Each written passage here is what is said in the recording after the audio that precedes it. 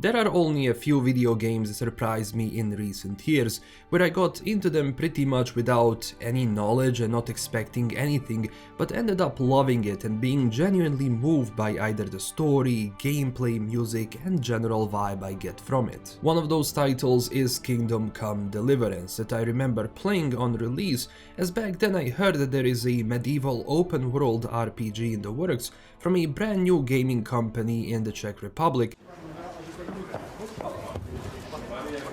And I just can't miss a European RPG. I had to see what it was all about. And one of the very first things in the game that got me like, oh, was the start of the story, which was achieved by well-directed cutscenes and performance every single actor in this title delivered. Story started out strong and I was ready to see what the world has to offer.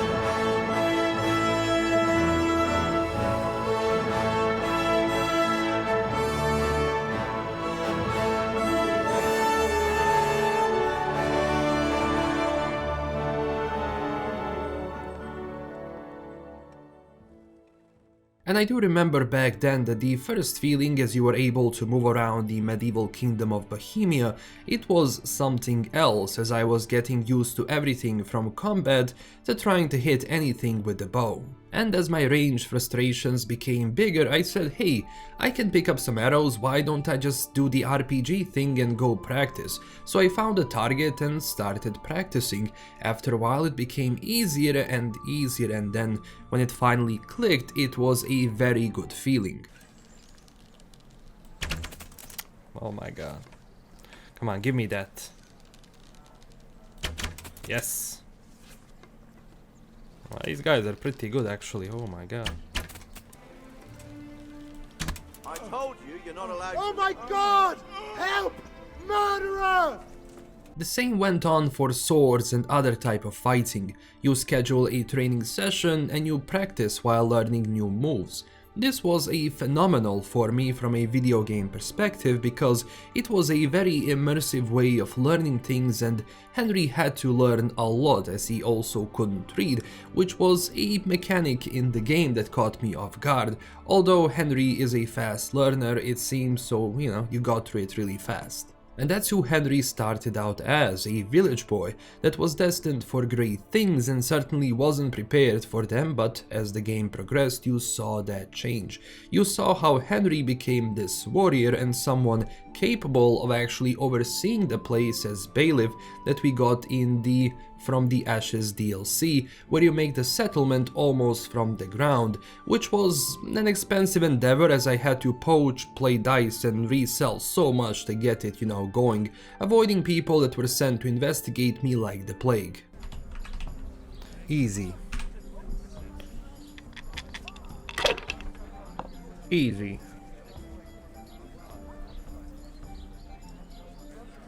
He's gonna bust. No luck tonight. Easy. So after all of those years I reloaded my old saves to revisit the places I was in before, and I ultimately started another playthrough because I wanted to experience it all before KCD2 releases in less than a month from now. And oh boy, I like that the nature and general vibe of the world still adds up today, painting a glorious image of medieval times and people living in them. Especially when it comes to little things like you being dirty or clothes being dirty, and then those NPCs reacting to you if you were not actually washing yourself. I think that was phenomenal, as that kinda made sense in that age, especially if you're trying to be this knight and you come in like with dirty clothes, dirty armor, and you're filled like mud and blood. I think people would look at you differently, so just having that gameplay mechanic where NPCs react to it properly and it even influences like when you talk to them or negotiate with them, I think that was phenomenally done, and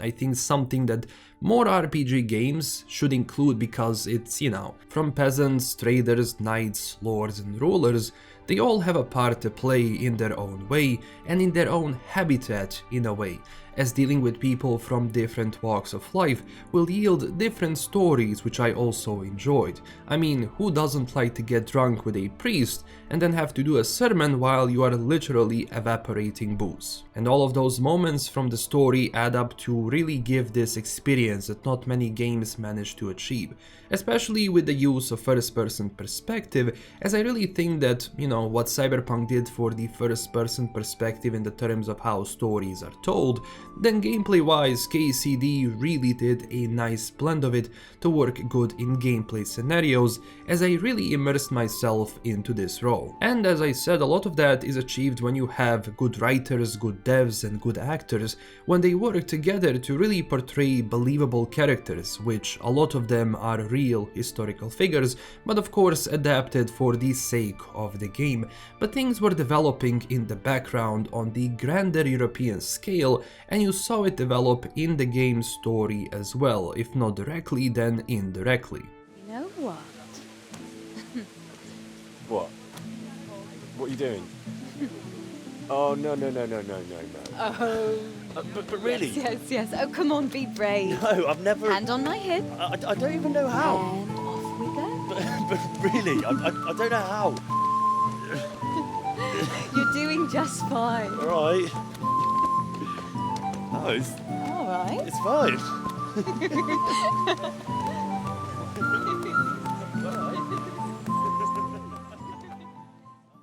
And I also really enjoyed how you were actually going from village to village to town, and all of them were kind of dealing with their own issues and you were trying to figure some stuff out.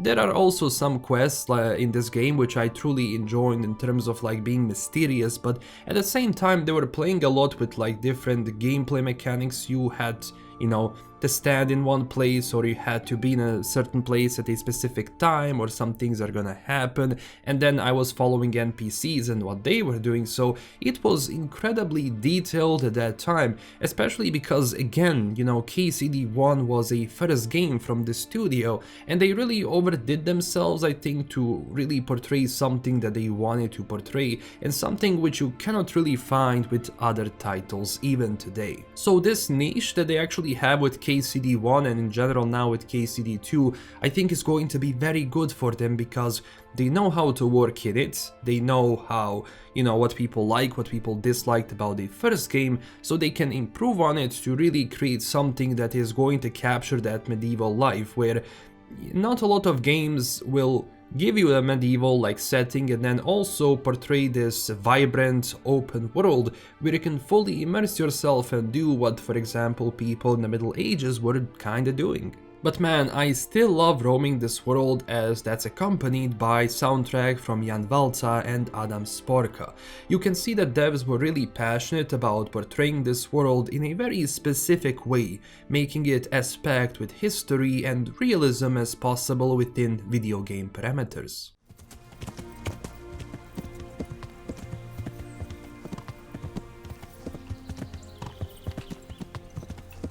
And this is a nice road, huh?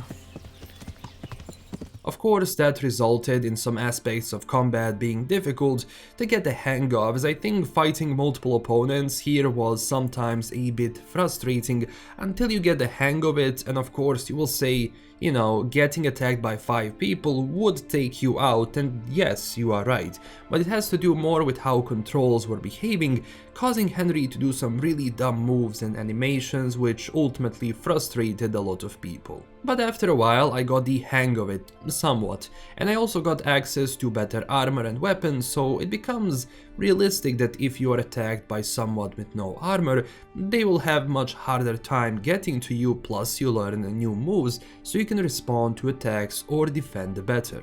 But I like how the game doesn't make you really OP, as one wrong step or overreach and a few barefoot bandits will clobber you to the ground. If you, as me, think you are unstoppable but forget all the controls after so many years of not playing this, yeah, I learned my lesson. And I know that some DLCs really didn't reach what they wanted, but at least it's a valuable lesson, I think, for the sequel and everything they have planned for the sequel in the post-launch content. And this also makes me wonder if they achieve this with not as nearly as many devs as they have for KCD2, then we could be in for something really special, as now they had the time to hone their skills and learn from the first game, making things run more smoothly for combat, for example, while still maintaining realism as much as possible that made it so fun and engaging. Henry's journey will now be even more complex, as now he is in the big leagues, which means that, dealing with grander things will complicate the story,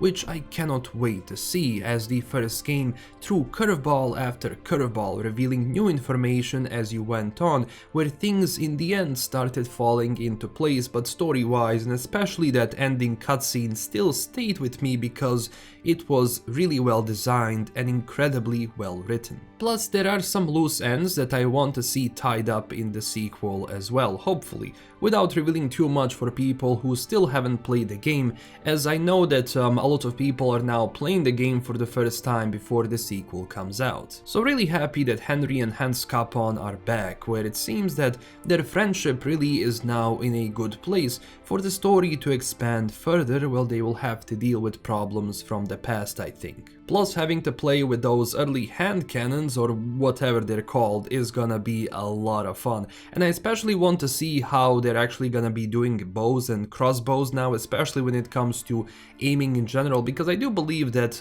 aiming in KCD2 should be a bit easier with the bow right now, because it's actually going to be centered. But of course, with the release around the corner, we will find out. So thank you for watching. I'm really excited to jump into this game when it comes out, so expect a decent video coverage of it for quite some time. If you enjoyed this video, consider liking and subscribing for more, and tell me down below what is your favorite moment from KCD1, and huge thanks to my current Patreon supporters. This is LKM signing out, and stay classy everyone. Bye bye.